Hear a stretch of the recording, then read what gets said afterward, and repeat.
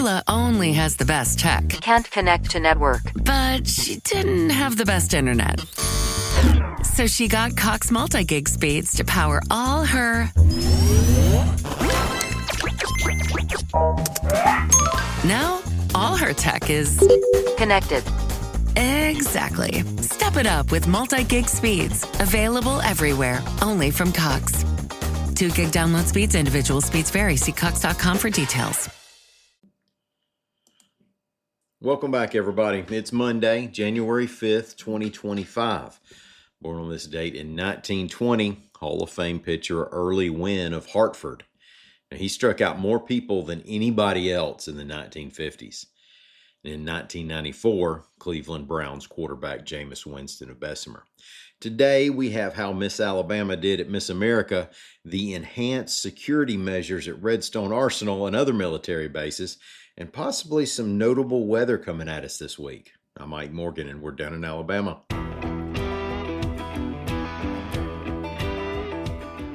Miss Alabama is Miss America.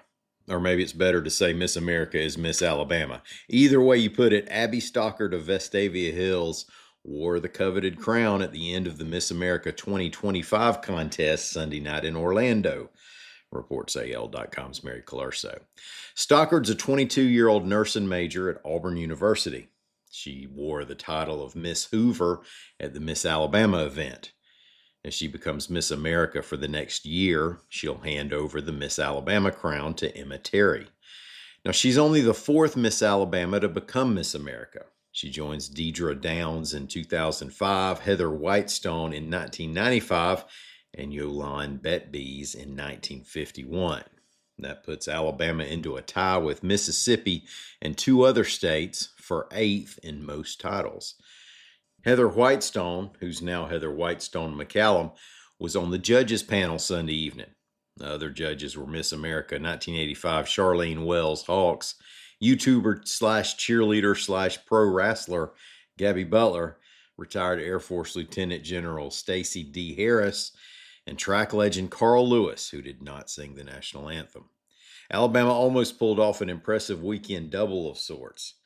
Miss Alabama's teen Allie Mills was named first runner-up for Miss America's teen on Saturday. Mims is from Harpersville and performed a soprano aria. And who hasn't? Enhanced security measures have been put into place at military bases around the nation. AL.com's Sarah White's Kodacheck reports that Redstone Arsenal in Huntsville is one of those and announced it has adopted the measures immediately. They've paused the use of facial recognition and the Trusted Traveler program. And if you're driving onto the base, everybody in the vehicle needs an agency identification card to get in. If somebody doesn't have one, they'll have to go through the Visitor Control Center. Now, you all who drive to and from Redstone know the drill. During busy times, traffic can be slower at the gate, so plan accordingly. Military officials haven't gotten specific over their concerns, but the added security measures follow terrorism events in New Orleans and Las Vegas on New Year's. Speaking of Auburn University, if you're headed back to school on the plane, you're going to find the town is -1 iconic eatery. AL.com's William Thornton reports that Tenda Chick has closed. The establishment opened in 1989 at Corner Village on North Dean Road. The owner wrote in a note on the door that business has been tough since the COVID pandemic. He did leave the door open for bringing back the brand at some point. And Denver Broncos quarterback Bo Nix has already broken a record for the longest NFL touchdown pass by a quarterback for an Alabama high school or college. That was earlier this season. Nix played at Pinson Valley High and part of his college career at Auburn University. On Sunday, he broke the NFL record for most home touchdown passes by an NFL rookie from anywhere, reports AL.com's Mark Abbott. Now, what was wild about Sunday was the way his 18th scoring strike at Mile High Stadium ended up in his receiver's hands. The pass was intended for Adam Troutman near the back of the end zone. Instead, it was deflected by one Kansas City defender, then another, and then ended up in Devon Vele's grasp for the score. Let's take a quick break. When we return, Lee's back, and we're going to see if she'll say the S word, meteorologically speaking, of course. Y'all stay with us.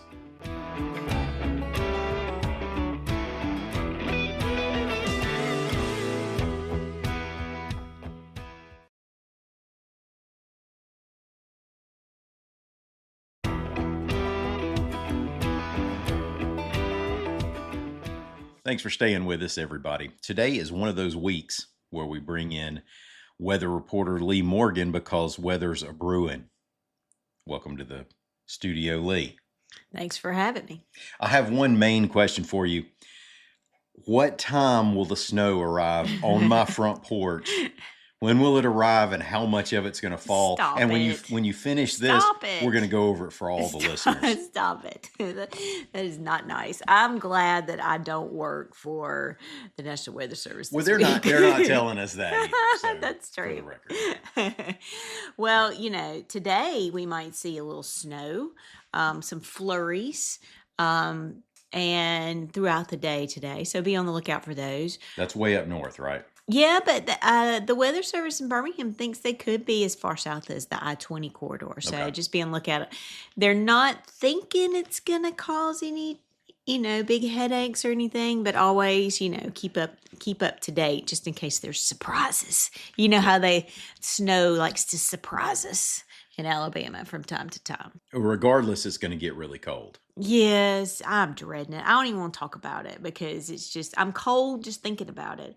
I was looking at the National Weather Service temperature forecast for this week. It looks like today actually could be one of the colder days as far as forecast highs go, which, parts of North and Central Alabama will stay in the 30s all day. And then South Alabama will be in the 40s. It just depends, when that cold air gets there. Southeast Alabama will be the holdout. They might be a little warmer for just a little longer. And then, what they've been hyping this cold, I shouldn't say hyping, but they've been warning about this cold for days now. And it's not, it's going to be cold. It's January. I mean, that happens, right? But it's the duration of the cold. Yeah. Usually it's cold for a night or two, and then, it goes away and it warms up for a while. Not this time. This time it's going to be cold all week and looks like into the weekend too. So, it's a long duration cold event. And that's Doesn't the sound like kind that fun. can bring pipes into consideration, Yeah. with frozen pipes if it doesn't get far above freezing for too many days in a row. They have their P's. Is it 5 P's? 1, 2, 3, 4. You're supposed to protect people, pets, pipes, and plants. 4 P's. Okay. Yeah, bring the kids in at night. Bring the kids in at night. So just keep an eye on that this week, and then we come up to Friday, the big day. Yeah, that's when I need to know how to plan my afternoon for when the snow's going to land on my front door. I know all the kids are like, come on, give us a day off. But we just don't know yet. I mean, we'll have a better idea, in the forecasters will in the next few days. But, and we all know how this goes. It's going to be a race. Will it be cold enough when the rain's Right. here? Will it rain enough? So it's going to be, it's always like a game time decision with these Temperature and kind of timing, things. right? But What you've said before. yes, the Weather Service has pointed out that trends, though, are solidifying, and some of these models, that have been differing on what's going to happen have come into better agreement. So it looks like something's going to happen. It's just a matter of who gets cold rain and cold disappointment, who gets freezing rain, which is the Right. worst, Yeah, that is the worst. and who gets snow. Nobody knows at this Second point. worst, yeah. No, snow is not second worst. Yeah. Snow is great if you're home and don't have to go anywhere. Right. It's good. wonderful. It's good for a half an hour. And your power doesn't go out. There are plenty of opinions out there about this. Yeah. Yeah. So we'll just have to see. But y'all keep on your radar, so to speak. The Thursday night, Friday morning through the day, Friday time frame for the potential for what the weather people like to call impacts. And then look out today for some snow flurries. There could be spots in, northeast Alabama that get a dusting from what the Weather Service is thinking. So, and then we could have flurries down a little bit farther south. Going to be cold. Just hang in there. We'll survive. Oh, yeah. Another question, and I know that you haven't been spending a lot of time in your long range forecast with the snow possibilities this week. If someone in the audience is going to a winter golf tournament in 2 weeks somewhere in the southeastern U.S., does he need to pack his long handles? What do they call this? I've heard somebody, who was it, call it an SPF forecast, a selfish personal forecast. I don't know. I'm all for them, though. I did take a peek, even though I shouldn't have, at the Climate Prediction Center. They do longer range outlooks, and it's not telling you it's going to be 50 degrees on January the 15th, but it's telling you that the probabilities of above average, below average, or near average temperatures. And they have a 6 to 10 day outlook, an 8 to 14 day outlook, and a 3 to 4 week outlook. They all have higher, not slam dunk, but higher probabilities that Alabama will have below average temperatures through the next few weeks. So sorry. Okay. Clear, sunny, beautiful, no wind, but cold. That's what you're telling me. I just hope you have some long johns or something really warm. That's some what hand this is warmers. Yeah. So, but what is it that you say? If you can't hack it, get a jacket. Are you going to be wearing a jacket for this? I'm going to be wearing a jacket. Okay.